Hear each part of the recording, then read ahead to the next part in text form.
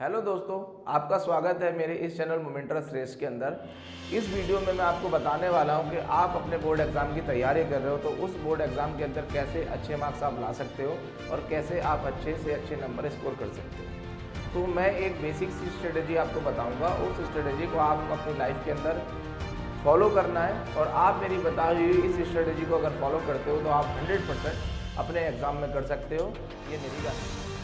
बच्चे क्या होते हैं, क्लास के अंदर के बच्चे पढ़ने में तो अच्छे होते हैं, लेकिन जब क्लास टेस्ट वगैरह होता है तो उनके नंबर इतने अच्छे नहीं आ पाते। वो रीज़न क्या रहता है कि उनका जो पढ़ने का तरीका है वो अच्छा नहीं है। अगर मेरी इस बताई हुई स्ट्रेटेजी को आप फॉलो करोगे, अगर आप ऐसे पढ़ोगे तो ये मेरी गारंटी है कि आप अपने क्लास टेस्ट में भी अच्छा कर सकते हो, क्लास के अंदर भी परफॉर्मेंस अच्छी कर सकते हो और जिस भी बोर्ड एग्जाम की आप तैयारी कर रहे हो, चाहे वो आपका क्लास 10th हो, चाहे वो आपका क्लास 12th हो, उस एग्ज़ाम में भी आप अच्छे से अच्छे मार्क्स स्कोर कर सकते हो, 100% मार्क्स स्कोर कर सकते हो। तो मैं आपको अपनी इस स्ट्रेटेजी को बताने वाला हूँ। आपको अपनी लाइफ के अंदर इस स्ट्रेटेजी को फॉलो करना ही करना है। आप 2 से 3 महीना इस स्ट्रेटेजी को फॉलो करिए और आप देखना कि आपकी क्लास के अंदर परफॉर्मेंस क्या रहेगी।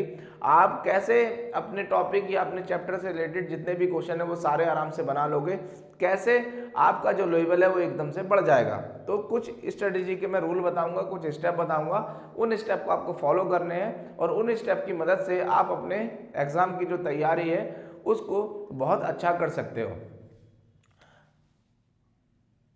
सबसे पहले आप जो भी चैप्टर पढ़ रहे हो या आप जो भी टॉपिक कर रहे हो तो उस चैप्टर और टॉपिक से रिलेटेड आप स्टेप नंबर 1, आपने कोई भी चैप्टर स्टार्ट हुआ आपका या कोई भी टॉपिक स्टार्ट हुआ, उस चैप्टर या उस टॉपिक की आपको तैयारी कैसे करनी है। उस चैप्टर या उस टॉपिक से रिलेटेड जितने भी क्वेश्चन है, चाहे वो इजी हो चाहे वो डिफिकल्ट हो, आपको कैसे बनाने। अगर आप इस रूल को फॉलो करोगे तो 100% आप हर एक चैप्टर के क्वेश्चन बना सकते हो, चाहे चैप्टर आपका आसान हो चाहे आपका चैप्टर आपका डिफिकल्ट हो। तो स्टेप नंबर 1, आपको क्या करना है, उस चैप्टर से रिलेटेड जितने भी बेसिक हैं वो सारे के सारे बेसिक आपको सीखने हैं कि चैप्टर का बेस क्या है। सबसे इंपॉर्टेंट किसी भी चैप्टर का बेस होता है, उसका बेसिक होता है, आपको उसके बेसिक आने चाहिए। अगर आपको बेसिक नहीं आएंगे तो आपको क्वेश्चन करते टाइम परेशानी होगी, यानी आप सीधे सीधे फिर रट रहे हो। तो पहले आपको उस चैप्टर से रिलेटेड जो भी उसमें बेसिक है वो बेसिक सीखना है। फिर उसके बाद स्टेप नंबर 2, स्टेप नंबर 2 के बाद आपको क्या करना है, कॉन्सेप्ट सीखना है कि उस चैप्टर के अंदर या उस टॉपिक के अंदर कॉन्सेप्ट क्या है। ये जो कॉन्सेप्ट होगा हमेशा याद रखना, जब भी आप किसी भी टॉपिक को पढ़ते हो या किसी भी आप चैप्टर को पढ़ते हो तो उस चैप्टर या उस टॉपिक के अंदर कॉन्सेप्ट हमेशा क्या रहता है, सेम रहता है हर एक क्वेश्चन के अंदर।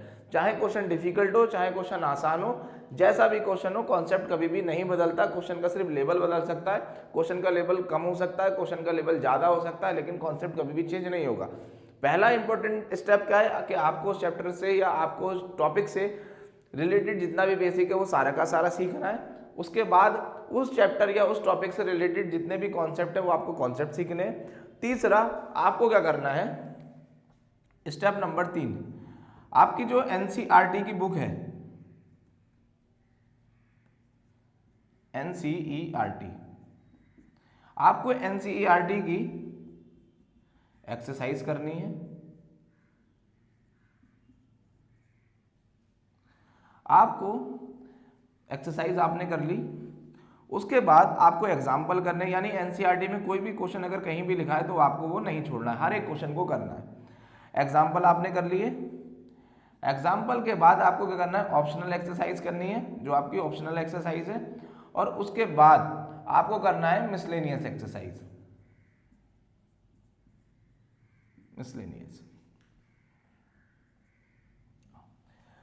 तो पहले आपने क्या सीखा, उस चैप्टर या उस टॉपिक से रिलेटेड आपने बेसिक सीखा, आपका बेसिक आपको आ गया। दूसरा, आपने उस चैप्टर या उस टॉपिक से रिलेटेड आपने कॉन्सेप्ट सीखा, कॉन्सेप्ट आपको आ गया।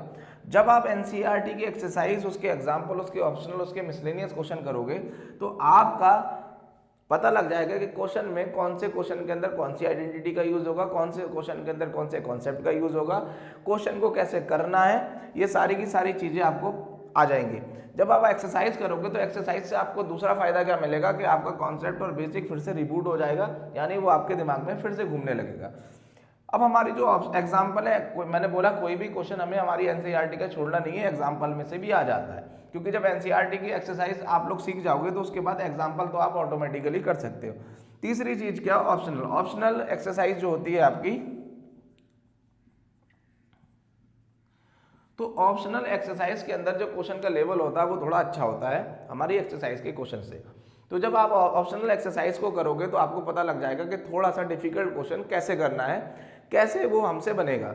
और चौथा हमारा मिसलेनियस। मिसलेनियस भी हमारा क्वेश्चन का जो लेवल होता है थोड़ा और अच्छा होता है, क्योंकि जो हमारा एक्सरसाइज होती है, तो एक्सरसाइज हमारी जैसे एक्सरसाइज 1 2 3 होती है, तो हर एक टॉपिक या हर एक कॉन्सेप्ट से हर एक एक्सरसाइज का कॉन्सेप्ट अलग अलग होता है। लेकिन जैसे कि हम ऑप्शनल या मिसलेनियस में पहुंचते हैं तो एक क्वेश्चन के अंदर बहुत सारे कॉन्सेप्ट आ जाते हैं, तो आपको किसी एक क्वेश्चन के अंदर दो या दो से ज़्यादा अगर कॉन्सेप्ट आ रहे हैं तो उस क्वेश्चन को कैसे करना है, तो ये आपको मिसलेनियस बताएगा। और इसमें क्वेश्चन का जो लेवल होता है तो वो भी थोड़ा अच्छा होता है। तो आप अपने एग्जाम की जो तैयारी कर रहे हो, आप उसमें जितने भी इजी और डिफिकल्ट टाइप के क्वेश्चन बन सकते थे वो सारे के सारे आपको बनाना आ गए। मिसलेनियस और ऑप्शनल एक्सरसाइज आपके जो अच्छे क्वेश्चन है उनकी तैयारी करवा देगा। एक्सरसाइज जो है एनसीईआरटी की वो आपकी बेसिक क्वेश्चन की तैयारी करवा देगा। और एग्जाम्पल आपको नहीं छोड़ने, क्योंकि अगर वो क्वेश्चन आपका करा हुआ होगा तो आप गलत भी करते होगे ना, तब भी आपको पता लग जाएगा हाँ कि मैं गलत कर रहा हूँ। 3 स्टेप आपने फॉलो कर लिए। स्टेप नंबर 4, और ये सबसे इंपॉर्टेंट स्टेप है, आपको क्या करना है, PYQs करने हैं, प्रीवियस ईयर क्वेश्चंस। आप जब जिस भी बोर्ड की एग्जाम की तैयारी कर रहे हो, चाहे वो आपका क्लास 10th हो या 12th हो, उसके PYQs मतलब जो हमारा बोर्ड है CBSE है, वो किस टाइप से उस चैप्टर से रिलेटेड या उस टॉपिक से रिलेटेड क्वेश्चन आप लोग से पूछ रहा है। तो आपने बेसिक आपको उस चैप्टर का उस टॉपिक का आ चुका है, आपको कॉन्सेप्ट सीख चुके कि कॉन्सेप्ट क्वेश्चन के अंदर कैसे लगेगा, कौन सा क्वेश्चन कैसे बनेगा। एनसीईआरटी की एक्सरसाइज करने से आपका जो बेसिक और कॉन्सेप्ट क्लियर हो जाएगा और आपको पता लग जाएगा कि क्वेश्चन किस टाइप से करने हैं। और एग्जाम्पल आपको करने क्योंकि आपके जो क्वेश्चन की ज़्यादा से ज़्यादा आप क्वेश्चन कर पाओगे एग्जाम्पल करने के बाद। तो ऑप्शनल एक्सरसाइज का जो लेवल होता है एक्सरसाइज के क्वेश्चन से थोड़ा अप होता है, थोड़ा हाई होता है। जब आप ऑप्शनल और मिसलेनियस करोगे तो आप उस चैप्टर और उस टॉपिक से रिलेटेड जितने भी अच्छे टाइप के क्वेश्चन हो सकते हैं वो सारे के सारे आप क्वेश्चन बना लोगे। फिर लास्ट स्टेप जो आपका सबसे इंपॉर्टेंट स्टेप है, उसमें आपको करना प्रीवियस ईयर क्वेश्चन करने हैं कि बोर्ड किस टाइप से उस चैप्टर या उस टॉपिक से रिलेटेड हमसे क्वेश्चन पूछ रहा है, कैसे उन क्वेश्चन को करना है, कितने टाइम में उन क्वेश्चन को करना है। तो आपको आइडिया हो जाएगा कि बोर्ड इस टाइप से क्वेश्चन पूछ रहा है और इस टाइप से हमें तैयारी करनी है। तो हर एक चैप्टर के अंदर अगर आप इन 4 स्टेप को फॉलो करोगे तो आप 100% अपने एग्जाम के अंदर 100% मार्क्स ला सकते हो। और आप अपनी क्लास के अंदर परफॉर्मेंस भी देखना कि जो क्लास के अंदर आपकी परफॉर्मेंस है वो कितनी अच्छी हो जाएगी। आपकी जब क्लास के अंदर परफॉर्मेंस अच्छी हो जाएगी तो 100% आप बोर्ड एग्जाम के अंदर अच्छा कर पाओगे।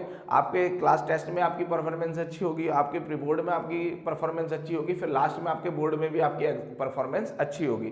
क्योंकि उस चैप्टर या उस टॉपिक से रिलेटेड जो भी आप चैप्टर या टॉपिक की तैयारी कर रहे हो, जो भी आप पढ़ रहे हो, जो भी आप सीख रहे हो, तो उससे रिलेटेड जो भी क्वेश्चन आएगा वो हर एक क्वेश्चन आप कर पाओगे। जब हर एक क्वेश्चन आपने कर लिया तो कोई भी क्वेश्चन बोर्ड का ऐसा नहीं रहेगा जो आप ना बना पाओ। और जब बोर्ड एग्जाम आप देने जाओगे और जब आप एग्जामिनेशन हॉल में बैठे होगे, जब क्वेश्चन पेपर को ओपन करोगे तो आप उसको देखते ही खुश हो जाओगे। क्यों खुश हो जाओगे? क्योंकि हर एक क्वेश्चन आपको ऐसा लगेगा कि मुझे आता है, और टाइम से पहले आप अपने क्वेश्चन को पेपर को करके आराम से बैठ जाओगे। और जब एग्जाम देके आओगे तो आपको एग्जाम का बिल्कुल भी स्ट्रेस नहीं होगा अगले एग्जाम का। क्यों? क्योंकि आपका पिछला एग्जाम बहुत अच्छा हो चुका है। और जब पिछला एग्जाम आपका अच्छा हो चुका होगा तो अगला एग्जाम, जिस भी एग्जाम अगला जो सब्जेक्ट होगा आपका, उसकी तैयारी थोड़ी और अच्छी होगी। और जब हर एक सब्जेक्ट की तैयारी अच्छी होगी तो आप अपने बोर्ड एग्जाम के अंदर अच्छे से अच्छे, बेस्ट से बेस्ट मार्क्स ला सकते हो। और जब मार्क्स अच्छे आएंगे तो हमारे घर वाले, तुम्हारे घर वाले जब तुम्हारे रिजल्ट देखेंगे तो उनको भी अच्छा लगेगा, तुमको भी अच्छा लगेगा और तुम्हारे दोस्तों को भी अच्छा लगेगा। और लाइफ में ये जो एग्जाम है, जब हमारी परसेंटेज अच्छी आती है तो जो हमारा लेवल होता है, कॉन्फिडेंस लेवल, उसको ये बढ़ा देता है। तो हमारे आने वाले जो एग्जाम है जिसको भी हम देना चाहते हैं, उस एग्जाम में भी हम अच्छे से अच्छा स्कोर कर सकते हैं। और हम जो भी अचीवमेंट है हमारा, जिस भी एग्जाम की हम तैयारी करके उसको क्रैक करना चाहते हैं, वो एग्जाम भी आप क्रैक कर सकते हो। नहीं तो अगर सिर्फ आप अगर टाइम पास करने के लिए पढ़ रहे हो तो वो आपके लिए खतरनाक नहीं है, वो आपके पेरेंट्स के लिए भी खतरनाक है। क्योंकि आपका पेरेंट्स तो सोच के बैठे कि हमारा बच्चा पढ़ रहा है, और बच्चा पढ़ने के बाद कोई एग्जाम क्लियर करेगा और वो अपनी परेशानी भी दूर करेगा और हमारी परेशानी भी दूर करेगा पैसा कमा करके। अब उन्हें क्या, बच्चा तो स्कूल जा रहा है, बच्चा तो कोचिंग जा रहा है, लेकिन वो टाइम पास कर रहा है। जब एग्जाम का रिजल्ट आएगा तो बच्चे की परफॉर्मेंस अच्छी नहीं होगी, तो बच्चा तो टेंशन में आएगा ही आएगा, साथ में पेरेंट्स भी टेंशन में आएंगे और उनको ऐसा लगेगा जो अपनी परेशानी दूर कर रहा था, पूरे परिवार की परेशानी दूर करने के लिए जिसको हम अच्छे से पढ़ा रहे थे, आज वो पूरे परिवार की सबसे बड़ी परेशानी बन चुका है कि उसके लिए हम करें क्या। तो अगर आपको अपने इस कॉन्फिडेंस को बहुत ज़्यादा ऊपर रखना है और जिस भी एग्ज़ाम की आप तैयारी कर रहे हो उस एग्ज़ाम को अगर आप क्रैक करना है तो आप इन स्टेप को फॉलो करिए, आप पढ़िए, आप हर एक टॉपिक, हर एक चैप्टर के अंदर इसी स्ट्रेटजी को फॉलो करिए, चाहे आपका एग्जाम कोई भी हो। तो ये मेरी गारंटी है कि आप 100% उस एग्जाम के अंदर कर सकते हो।